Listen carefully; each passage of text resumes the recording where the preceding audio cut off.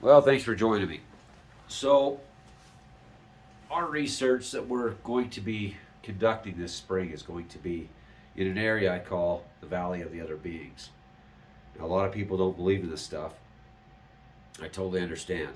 There's a divide between reality that you know and reality that exists. It's a fine line. Once you cross that line, you can never go back. That's one of the problems with this type of research. It's not, let's hear something go bump in the night. Yes, this place is haunted. Oh no, what do we do? We went to a haunted hospital. Oh, and you get to leave. Once we get to this juncture in our research, there's going to be an element of danger because, from what I gather and understand, is there has been some sort of peace between us and them. Now, if you want to think about, hey, this is not real, it's not going to happen, there's no possible way you guys are going to find the giants, they don't exist. One only has to do research back into Native American history to understand the facts that they were here. Now, legend, tribal legend, is much stronger than actual documentation from what we call the archaeological community. First of all, the best way to debunk that is a lot of these papers have been wrote by the people that actually made money off this. They were sent out into a foreign place with absolutely no knowledge prior or even knowledge of the area. They were not adept or spent thousands of hours out in these areas that would be a place where giants would be. Now, anybody can walk around the street and say, I got a ghost in my house. I got a ghost. Oh, yeah, there's a ghost at this place. And there's a... The giants did not survive from biblical times by being stupid. They may have lost the war with what was the Aztec Empire, the Shonian Empire, back before the Spanish conquistadors actually started to invade the West. You have to think about the real history. The history of the West does not involve the what would you call it, Anglo-Saxons and their manifest destiny across the Western United States. That is the story of America, is the latest story of these lands. We are dealing with Spanish records, Spanish conquistadors that were conquering, looking for gold. And what they encountered, you start to hear evidence of another being that was here at a certain time. But due to the native interpretations and the tribal knowledge, that these beings were wiped out by God, that they had become too proud, didn't respect God, the Creator. But being that the advanced civilization they once held, per the Comanches and per the Paiute, which talked about it with the Bone Cave, or it's Lovelock Cave, and the daughter of the Paiute chief, they were a very advanced society. Now, if we're dealing with advanced beings that they said came from another place to the Americas when there was an inland ocean, these beings would have the ability to find a way to hide from modern man with all of our technology. There are a lot of places that still don't get the recognition they deserve for being mysterious and possibly holding the key to other beings on earth other than humans, especially those of ancient times. Now, remember, the Bible was about the Euphrates, Israel, Middle East. It wasn't to do with the Americas. Very, very little was to do with the Americas, or globally. But we take our knowledge from the times of Israel, the times of biblical times, the Romans, of the Egyptians, go back to Noah. These are the times and the places that don't count here in the Americas. This is a whole other issue. We're completely different than that place.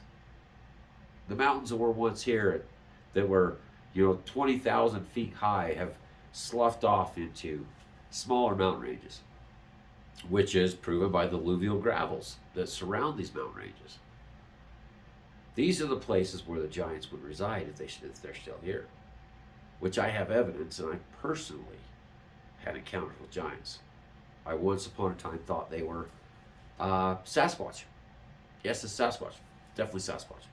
But the reality set in after I started doing my research on what these beings could be. What I found was they're not Sasquatch. They never were Sasquatch. This is a whole different being. This is a being that many people haven't researched in 100 years. Let alone people that have gone out and found other people's stories about what they had experienced.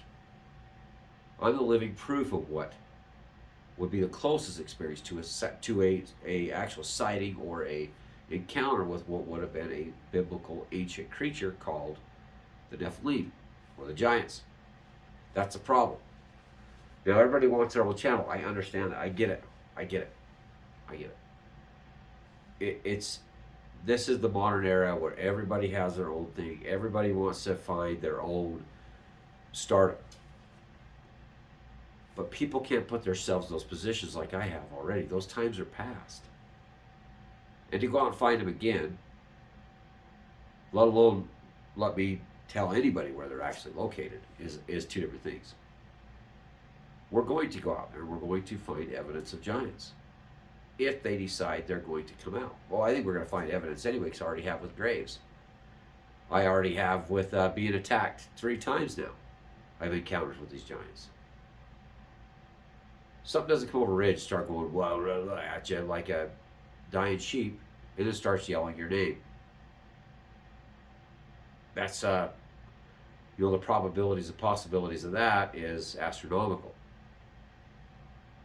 That creature would first come off the ridge, make the same noise as what I heard during the video about the giant of Kandahar. Now, where'd they get their information from? By the way, I watched the video after this experience. After. So that's the difference in what we're talking about here.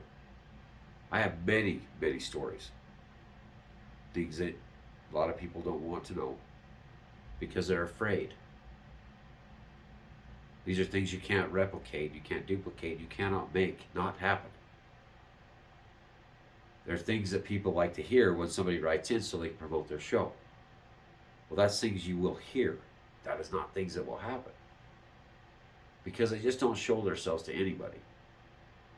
Flying saucers, ghosts, paranormal activity, giants, or Sasquatch. It's the being that they are after. It's not the news story or the group of people that go out looking for evidence. They have an agenda.